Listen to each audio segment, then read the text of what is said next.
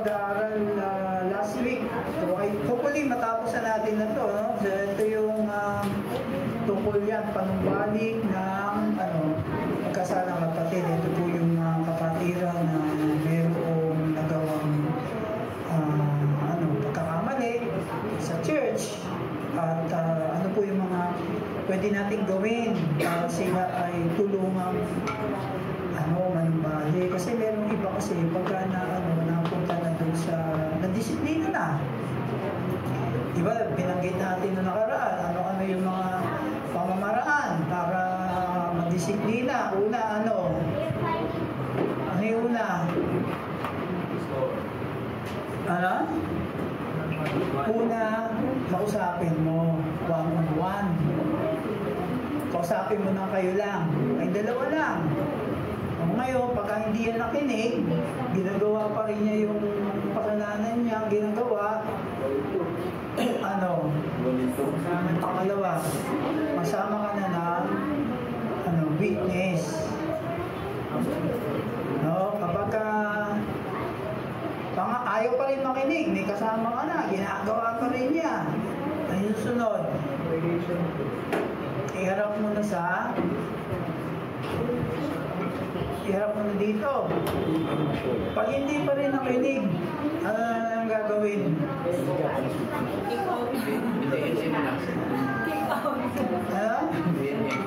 Ano gagawin pag hindi na nakinig? Bahala ka sa imong kanabuhi. Kaya ambot sa imo. Ano na gagawin mo? Pag hindi nakinig, ambot sa imo. Tawag yun, i-release na natin. Kasi, makakahawa pa yan sa ibang mga kapatid. Yan. So, talagang mag-aaral ng Bisaya. Kaya yung pag nanonood ako na yung si Bisdak. Kaya yung Bisdak. May ibig sabihin ba din ng Bisdak? Bisaya dako. Bisaya ano? Bisaya dako. Bisaya malaki ba? Bisaya dako. Yung dako malaki. Dako, no? Dako. D-A-K-O. Yung nakita ko eh. Ibig sabihin yung Bisdak. Kasi pag na siya, may mga sinasabi na sa sabihin niya. Yung disciple ka ni Roger. Bisdak ka na! Bisdak ka na tayo! Ito na!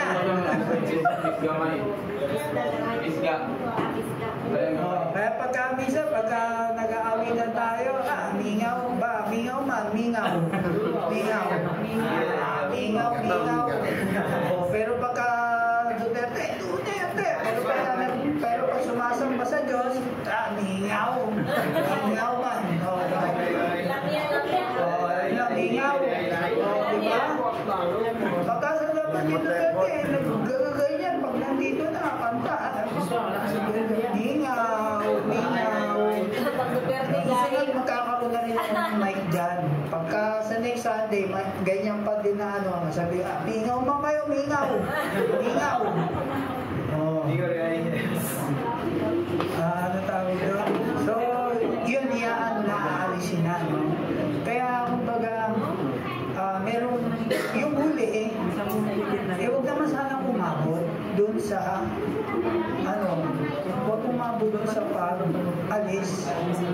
Hanggang sa huli, hanggang doon lang sa, yung una lang, yung magpausapin mo, tapos, okay na siya. Kasi before, meron nangyari yan, kinausap natin, hindi pa rin tumigil, hindi na umabot sa pangalawa kasi hindi na umatin. Wala na. Nangayaw na. Ayaw ka na. Kaya hindi na umatin. So, ano yung mga pamamaraan para matulungan natin na tumayo yung kapatid na yun? Ito yung konteksto natin, yung Galatians chapter 5 verses 16, actually 16 yan, hanggang chapter 6. So nasa chapter 6 na tayo, hanggang verse 6. Kasi nga, kailangan malaman natin yung buong konteksto maintindihan natin, ano? Galatians chapter 5 verses 16 hanggang chapter 6 verse 6. Ayan. But I say, walk by the Spirit, and you will not carry out the desire of the flesh. For the flesh sets its desire against the Spirit, and the Spirit against its flesh. For these are in opposition to one another, so that you may not do the things that you please. But if you are led by the Spirit, you are not under the law. Now the deeds of the flesh are evident, which are immorality, impurity, sensuality, idolatry, sorcery, enmities, strife, jealousy, outbursts of anger, disputes, dissensions, factions, envying, drunkenness, carousing, and things like this, of which I forewarn you. Just as I have forewarned you, that those who practice such things will not inherit the kingdom of God. But the fruit of the Spirit is love, joy, peace, patience, kindness, goodness, faithfulness, gentleness, self-control. Against such things there is no law. Now those who belong to Christ Jesus have crucified the flesh with its passions and desires. If we live by the Spirit, let us also walk by the Spirit. Let us not become boastful, challenging one another, envying one another. Brothers and sisters, even if a person is caught in any wrongdoing, you who are spiritual are to restore such a person in a spirit of gentleness, each one looking to yourself so that you are not tempted as well. Bear one another's burden and thereby fulfill the law of Christ. For if anyone thinks that he is something when he is nothing, he deceives himself. But each one must examine his own work, and then he will have reason for boasting, but to himself alone and not to another. For each one will bear his own load. The one who is taught the word is to share all good things with the one who teaches him. Ayan. So, ang sinabi dyan, di ba, kapag ang isang tao ay nawala sa Panginoon, ay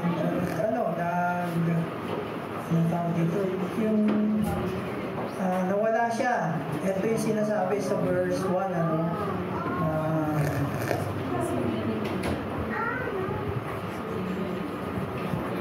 Ayan sinabi, brothers and sisters, even if a person is caught up in any wrongdoing, you who are spiritual are to restore such a person. So, bawat isa po sa atin ay meron pong responsibilidad na i-restore. Ano ba Tagalog nun? Ipanumbalik yung kapatid na siyang nagkaroon ng may nakagawa ng isang issue sa kanyang sarili at naapektuhan po ang church, naapektuhan ang mga kapatiran. Kaya kailangan po natin sila actually i-restore, yun ang niya. So ito introduction, ito yung pinag-aralan natin last week, and I hope naintindihan natin yun. Ito yung sinasabi ni Pablo. Sinasabi niya na talagang mahirap po na ang sarili natin ay magawa natin na madisiplina yung sarili. Kasi yan po yung kalaban. Kung natatandaan niyo yung drawing natin, di ba? Kalahati. Nung tayo nakakilala sa Diyos ay nahati po yung ating pagkatao, yung ating spiritual at saka yung ating flesh, yung katawan natin, yung laman natin, nahati yan.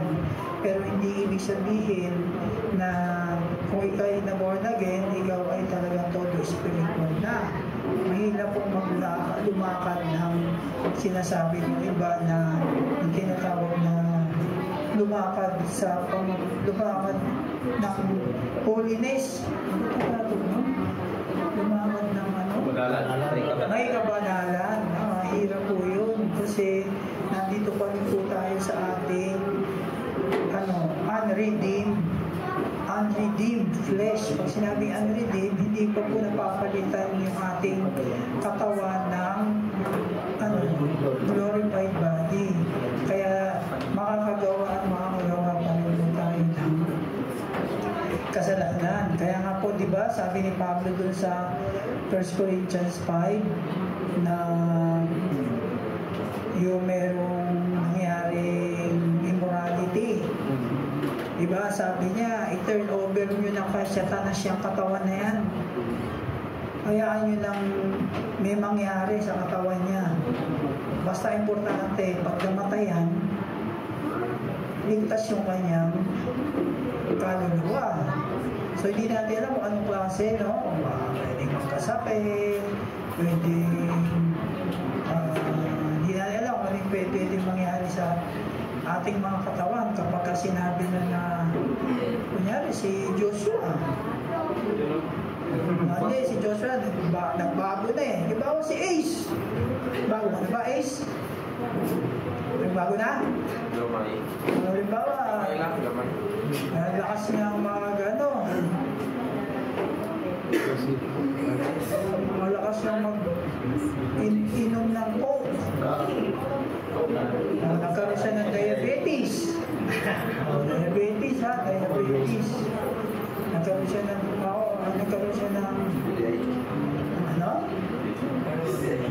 Diabetes. Di magkaroon siya ng UTI. Kaya, pagka inabuso yung katawan, kung mangyayari niyan, pwede magkasakit siya, teddy bear siya kaagad, pero yung kanyang kaluluwa ay ligtas.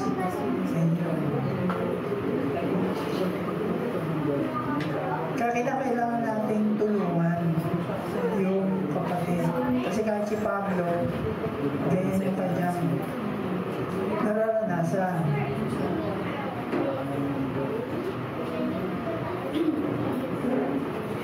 Ano yung tanong dyan? Anong dapat gawin ng simbahan sa pagharap ng ganitong kasalanan? Ano ang gagawin natin kung saan may kasalanan sa simbahan? Ano ang ating layunin? Ayun nga, restore, no? Ayun yung sagot, restore. O, ano yung mga pamamaraan? Yan na tayo. Ano yung sabi doon sa una? Ano yung unang step na kailangan gawin? Pick him up. Pick him or her up. Hindi yung pulutin, pulutin. Dapat pulutin mo, hindi yung pulutin na sinasabi na gano'n. Sinasabi yung tulungan mo na tumayo. No, ano sabi dyan? When you find a believer who otherwise is walking in the Spirit but stumbles into a trespass, that's especially stumbles into a trespass for toma. Greek word din kasi para toma, na ibig sabihin niyan stepping out of the path. Yun nalilihis, naglandas, nalilihis. So yun ang gagawin mo ay iyong ibabalik. Kaya di ba sabi ko nga kanina, yung pastor ganyan yung kanyang staff kasi nga pag nawawala na, aatakin niyang ganyan para makabalik muli. Stepping out of the path. Naglalakad, di ba? Naglalakad yung mga sheep. Tapos yung isa gumagano. So ang gagawin ng pastor, kukunin niya, ibabalik niya dun sa grupo. Ayan. So yun, that's essentially what it means. It means to walk off to another direction. Maalis ka sa direksyon. Ano ba? Ano ba sabi dyan? Huminto sila sa paglakad sa Espiritu at lumakad sila sa laman. Kung makatagpo ka ng isang taong tulad niya na lumayo ng landas ng paglakad sa Espiritu, mayroon kang responsibilidad. Bilang mga mananampalataya, may responsibilidad kang ibalik ang ganoong bagay. Dito nakasalalay ang responsibilidad. Ito ay nakasalalay sa mga espiritual na Kristiyano. Ikaw na espiritual. Ayan. So, bawat isa sa atin ay mayroong responsibilidad. Kaya nga, di ba, yung mga last week na hindi na-meet yung kanilang, kasi last week wala sila, sila Nestor ay sino ba ibang mga wala? So yung mga ibang wala i-meet nyo yung nagkaroon kasi ng mga meeting. Kasi para maging tayo, para mabantayan natin ang bawat isa, magkaroon tayo ng yung accountability and responsibility. Halimbawa, si Nestor, wala. Ang maghahawak sa kanya kasi si Kuya Jess. Si Nestor, si Ace, si Joshua, sino ba? Kuya Jess? Si Kuya Jomar, yan. Pag isa sa inyo, wala, ipapalot niya kayo. Ba't kayo wala nung linggo? Sasagot kayo, ha? Huwag yung dead man lang. Sin-zone lang, sin-zone. Sasagot kayo. Kasi yung pagsagot kasi, mga kapatid, bilang kortesiya.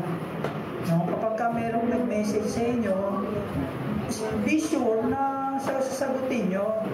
Kasi kortesiya yan. Kahit na ba sabihin nyo na, halimbawa, may in-invite kayo, tapos ayaw nyo, o hindi kayo makakapunta.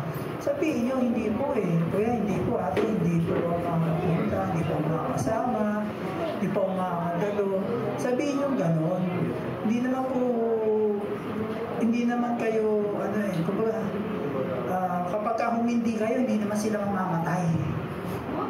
Sasagot kayo, kasi kortesiya po yan.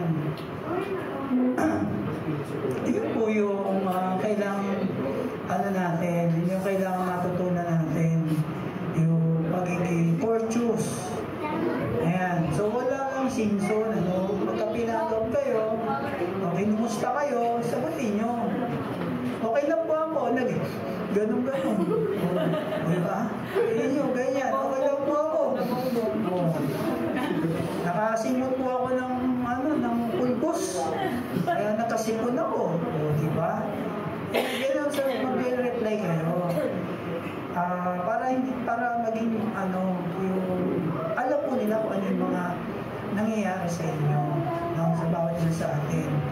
Kasi mahalaga po magkaroon tayo ng accountability para maiwasan po natin na merong lumihis sa atin, di ba? Nandun pa tayo dati, sa dati nating pinupunta, di ba? Ang goal natin, pag nakarating tayo sa langit, sabay-sabay tayo, walang may iwan. Ganun din dito.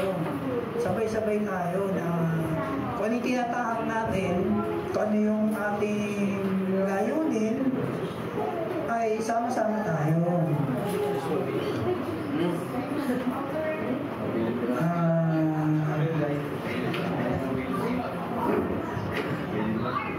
Na-gets nyo? So, lahat po tayo ay, kung ikaw ay, lahat po tayo ay spiritual na tao. Meron tayong pong kakayahan na mag-counsel. Kaya nga po yung mga tawag dito, yung mga disciple nyo ngayon, ay darating yung panahon na sila rin po ay ang magka-counsel sa kanilang mga made-disciple din. Kasi mahalaga po talaga na ang ating spiritual life ay lumago. Bawat isa sa atin lumago. Hindi lang tayo manatili na nakaupo lang dyan, na attend na tayo tuwing linggo, tuwing Bible study. Mainam din po na tayo ay babahagi. Matuto tayong magbahagi ng salita ng Diyos. Kaya po tayo ay tinuturuan para tayo ay lumago bilang Kristyano at tayo matuto rin na magbahagi ng salita ng Diyos. Ayan.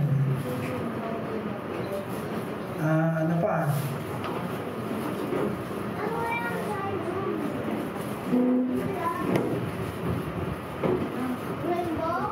Meron rito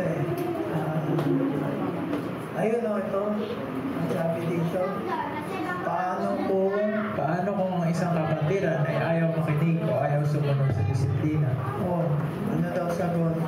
Sagot, 2 Thessalonica 3 verse 6, mga kapatid, iniuutos namin sa inyo sa pangalan ng Panginoong Jesucristo na layuan ninyo ang sino mga kapatid na tamad at ayaw sumunod sa mga turo na ibinibigay namin sa inyo. Yun ang sabi ni Pablo, pag ayaw sumunod, dinaanan natin dun sa pinakahuli. Sa huli na sinabi na natin, alam na ng buong church, ng buong obligasyon, kung anong ginawa nitong taong to. Hindi pa rin siya nagsisi, ayaw pa rin. Yun lang sabi. Huwag na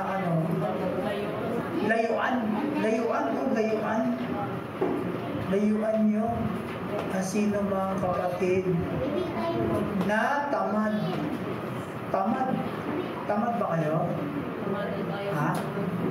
Tamad ba kayo magsimba? Simba.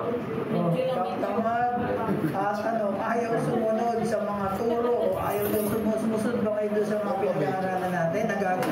May sasabuhay ba natin yan? Sigurado kayo? Sige, tingnan natin yung mga nyo, ha? Yung mga disciples sa inyo. So, yun yung sabi. Tapos, ito pa yung isa. Ito pa yung sabi sa 1 Timothy 5:20. Yan mismo yung verse. Pagsabihan mo sa harap ng lahat, sino mang ayaw tumigil sa paggawa ng masama para matakot ng iba. Pagsasabihan daw sa harap. So, ibig sabihin na, pag ikaw pinagsabihan ka na, ikaw Joshua, ito po si Joshua, mga kapatid, ay sobrang babaero.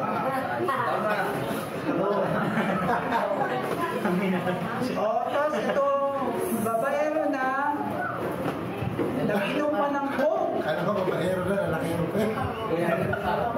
Nakinom pa ng coke. So ikaw, siyempre, halimbawa, meron tao dito na sinasabi kung anong kasalanan ginawa niya. Ano mararamdaman mo? Mahihiya ka. Kasi, kaya sabi dito, parang matakot sila eh. Mahihiya. Mamaya, baka malaman na nagsusugal ako. Sabihin na na sino ba nagsusugal ba kayo? Pigo? Yung pigo? Bingo. Ano? Bingo? Hindi, pigo. Nawala yung pogo eh. Naging pigo eh. Yung pogo kasi ang nagsusugal dyan, mga foreigner, mga incheck.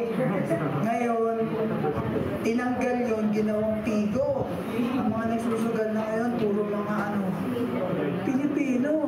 Diba? Kaya talagang gobyerno na to eh. So, yun. So, ano ba?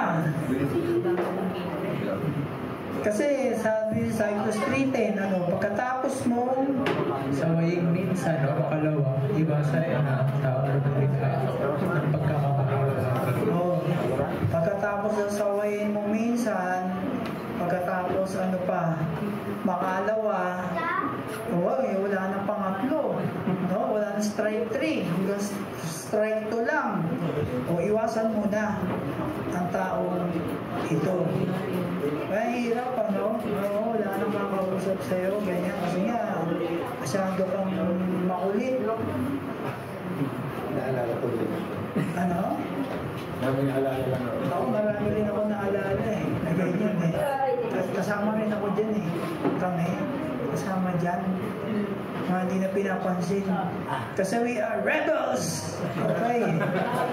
Ang kailangan i-restore ay ang mga kapatirang responsive. Yun lang ang kailangan i-restore. Kapag ano ba sa Tagalog na responsive? Tumutugon. Tumutugon. Ba't mo tinrig ko? Tumutugon. Kapag ikaw ay ang isang kapatid ay tumutugon, nagre-respond. respond sa sinasabi mo, yan ang madali. Madali yung ma-restore.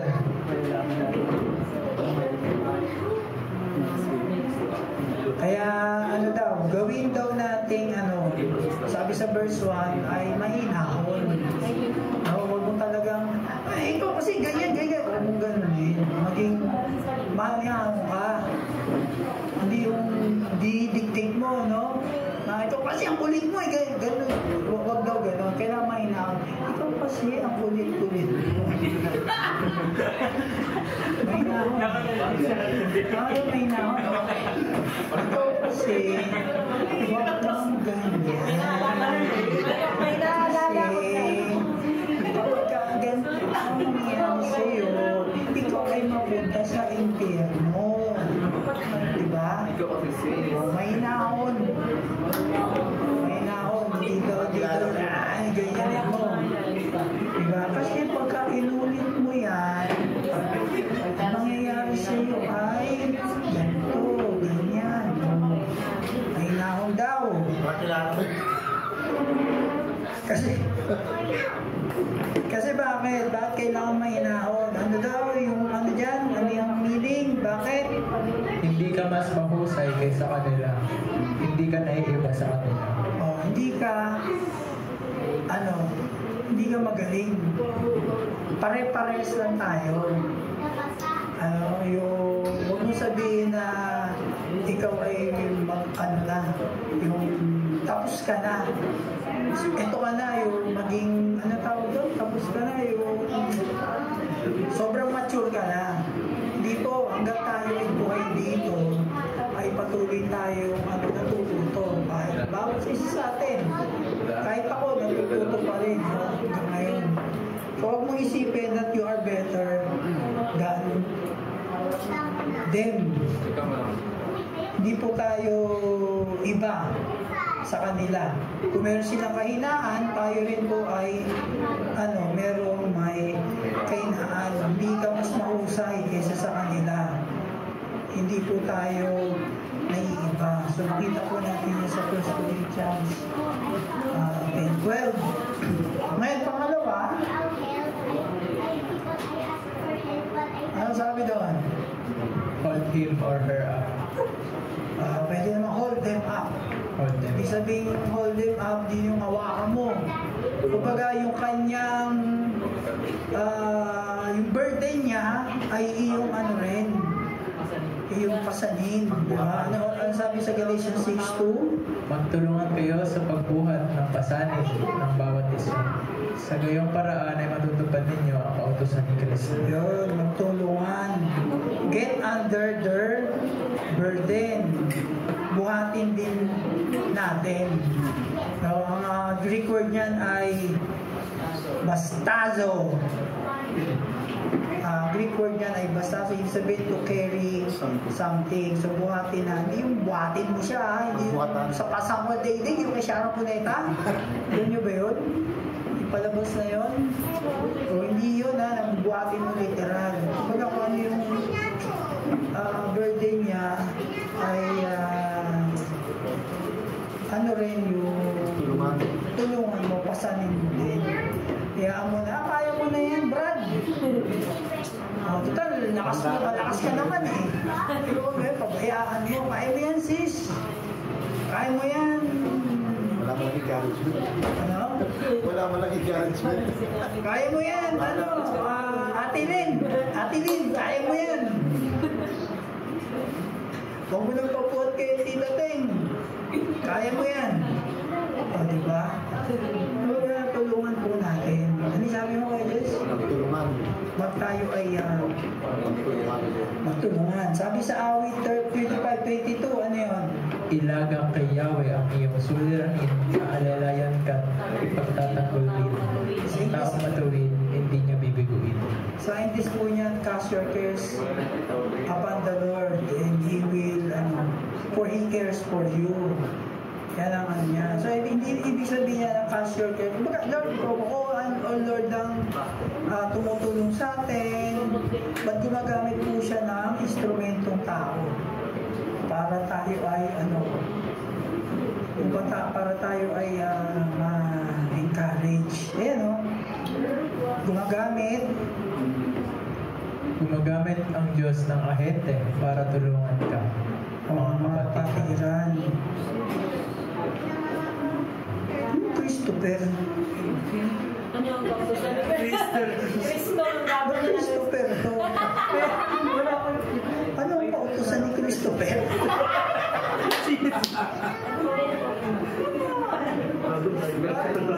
Bagong Bible. Christopher to.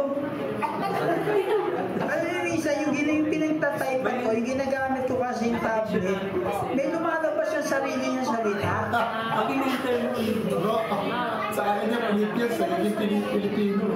Yun nga eh. Kaya inop ko naman yung suggestion, di ba? Meron doon, word suggestion.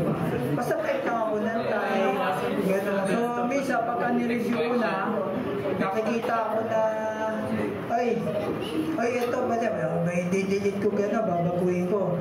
Misa, pag delete ko, tapos tinap yung tamang salita, maano pa rin. Text correction yun.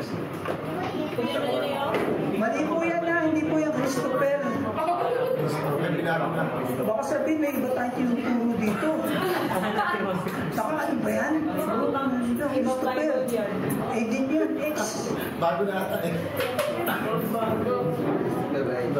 Kautosan ni Cristo yan. So, ano ba yung kautosan ni Cristo? Ito ang kautusan ng pag-ibig. Galatians 5:14. Sapagkat ang buong kautusan ay nauuwi sa isang pangungusap.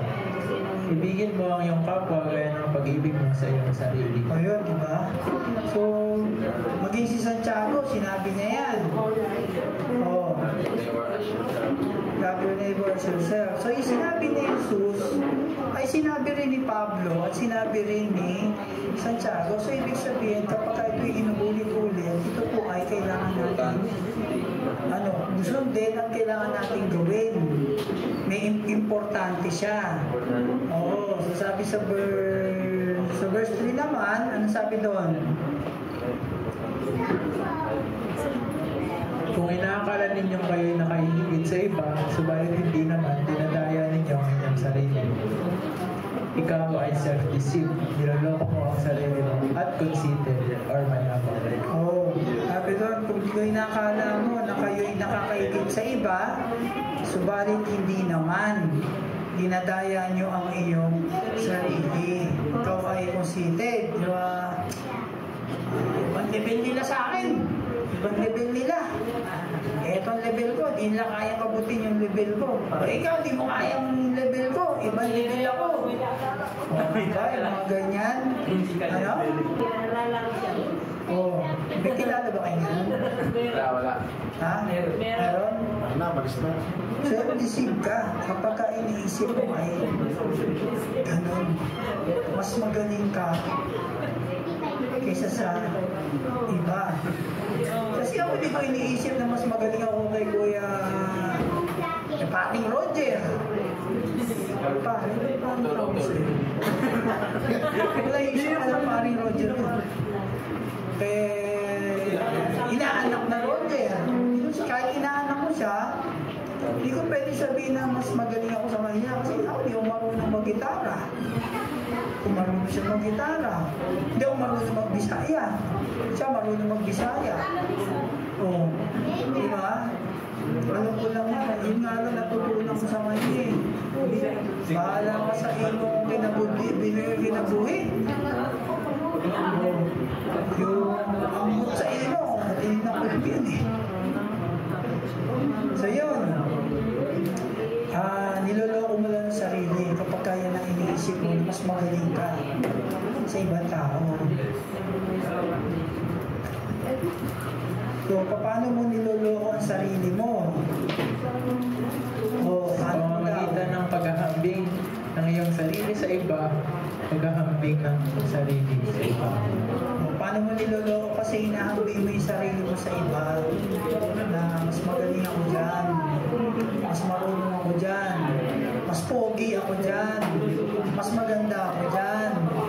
Diba? Kasi may mga taong G na G, no? G na GSS.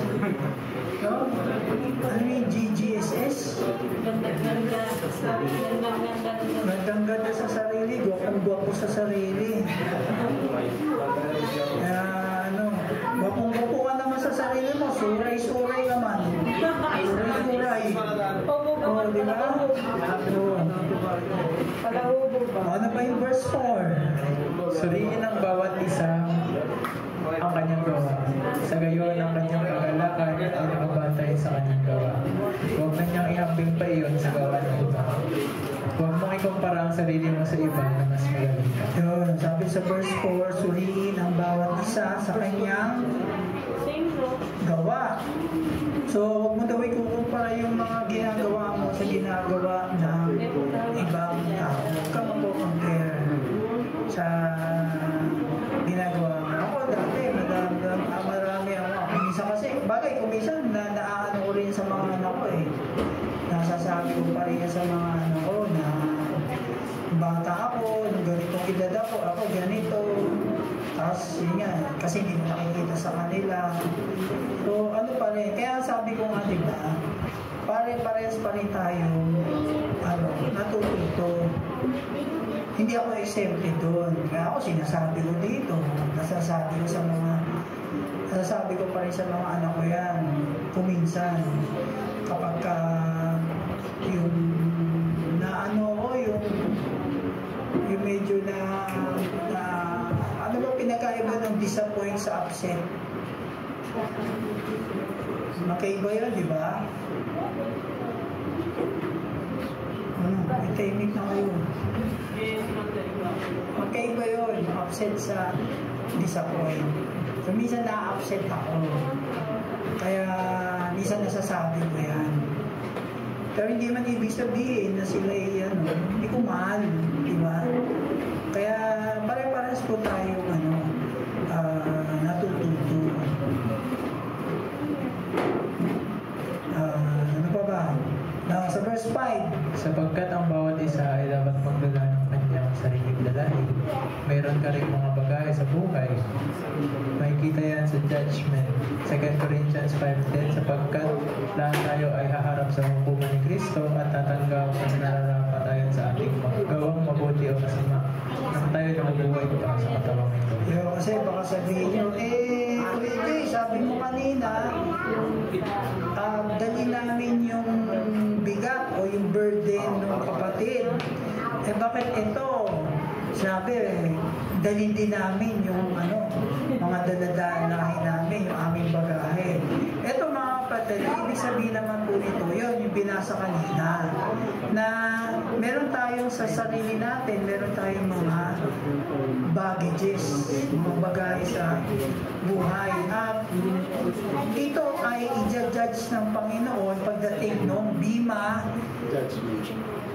judgment. Makikita natin sa 2 Corinthians 5:10 na tayo ay husgahan ng Diyos sa lahat po ng ating ginawa, mabuti mo kung masama. Pero dahil sa atin, ibig sabihin ba nito pag masama, inusga ka, masama yung ginawa mo dito, mapunta ka sa impyerno. Hindi po, ang pag-usga po ng Diyos sa atin dito ay yung ating yung tawag doon, yung premyo. Alam niyo sa Olympics, di ba sa Olympics, tatlo yung stage. Ano yung una? Hindi, yung una mataas. Tapos yung pangalawa sa silver. Tapos sa bronze. So yun. Yung ating gantimpala. Doon tayo, sa ating bilang mga Kristiyano, doon po tayo huhusgahan. Halimbawa, tinawag na si Kuya Jerome. Tinawag siya una. Ito na yung mga bibigyan natin ng si Kuya Jerome de la Cueva. Tinawag siya. doon sa taas. Hindi natin alam kung ano yung premyo nun, ano? May mga premyo yan, may mga ano yan, may mga gatipana yan. Tapos tinawag si Rose Ann de los Santos. Tinawag Rose Ann de los Santos dun sa pangalawa. Tapos tinawag si Renz Monterola dito. So, ano na yan? Baga by ano yan? Di ba iba random? Pero ito, ano talaga yung katimpala natin doon? Doon tayo i-judge. Pero yung mga hindi nakakilala sa Diyos, i-judge yan talaga sa ano yan. Papunta na yan ng ano. Hindi biyahing langit, biyahing impyerno. Yun na yun. Ano kanta nun, no? Meron. Di ba may kanta nun? Masyakol. Parang biyahing impyerno? Oo, meron niya. Pinapatugtog yun sa amin. Naririnig namin yan lagi sa amin. Next, yung huli. Last na. Build them up. Build them up. Hindi yung build them na ano siya. Sabihin ito, ayan. Verse 6. Ang mga tinuturuan ng salita ng Diyos ay dapat magbahagi ng lahat ng mga gandang bagay sa mga nagtuturo. Ito ay discipleship na ito. Ibahagi natin yung ating buhay. Kaya, ano sabi dyan? Tinayo mo itong kapatid na patibay mo ang pananampalataya na ito sa pamamagitan ng pagtulong na ibahagi ang mabigat na pasanin. Ngayon ikaw ay naging tagapagturo na nagpapatibay sa kanila ang nagtuturo ng salita. Discipleship. Tinuturuan mo na. So when you see a brother or a sister who is walking off the path, Walking off, yung nalilis ng landas. you go to them, you run to them, you reach out the hand, you lift that believer up, throw that believer back to the path of the Holy Spirit with sweet words and embracing love and affection. And then you hold that believer up by coming alongside to be strength to them in your prayers and in your personal care. And then you build that believer up by teaching that believer so that the believer will not fall again into the same trap. You walk together in fellowship. Yan. So, sabi doon, kapag ang isang kapatid ay nalululisan ng landas, anong gagawin natin? You go to them, puntahan mo, abulin mo, i-reach out mo sila, reach out mo, yung kamay mo, ibigay yung kamay mo para sila ay ma-lift mo para sila ay manumbalik sa path, sa yung tinatahak natin na daan para hindi siya mawala. So, kailangan natin sa pamamagitan ng fruit of the Holy Spirit, ipakita po natin sa kanila yung gentleness, di ba? Yung siyam na fruit of the Holy Spirit. Kapag sila ay makulit, na gusto mong mainis na, self-control, di ba? Na para makita nila, maramdaman nila na sila ay importante, sila ay mahal natin, at nais natin na sila ay lumago, na maging katulad din natin. Na nakakaranas tayo ng pagsubok, nakakagawa tayo ng kasalanan, pero ang Diyos ang siyang nag-a-uplift sa atin. Yung assurance ng Diyos na nakagawa man tayo ng kasalanan ay nandoon pa rin yung biyaya niya. Sabi nga natin, di ba? Kailangan natin humingi ng tawad. Kasi nga nakakagawa pa tayo ng kasalanan. Yung ating katawan. Pero yung kaluluwa natin, secured na yan. Nakaselyo na yan. Pero ito ang ating gawain at ito ay kung paano pinapanatili ng simbahan ang pagkakaisa nito. At ang pagkakaisa nito ay isang pagkakaisa ng pag-ibig. At gaya ng sinabi ng ating Panginoon, kung kayo ay may pag-ibig sa isa't isa, malalaman ng lahat ng ng tao na kayo ay aking mga disipulo. So ang unang-una talaga yung sinabi ng Panginoong Jesus na pag-ibig. At pangalawa yung second commandment na love your neighbor as you love yourself. Kasi nga, pag mahal mo ang sarili mo, yung pagmamahal mo sa sarili mo, ganun din ang pagmamahal na may papakita mo sa iyong kapwa. Kung ayaw mo masaktan, siyempre ayaw mo rin masaktan yung kapwa mo. Kung ayaw mo magkasakit, o ayaw mo rin magkasakit yung kapwa mo. Di ba? Kung ikaw ay nagiinom at ikay nagkasakit sa atay, diba? Ayaw mo rin magkaroon ng sakit sa atay yung kapatiran mo o yung kaibigan mo. Kaya sasabihin mo, Brad, hinto mo na yan kasi masisira lang yung atay mo dyan eh. Munti ka na eh. Gano'n, di ba? Kaya yun yung po yung ating kailangan gawin. Una, ano kailangan natin gawin para manimbalik yung itayo natin. Pangalawa,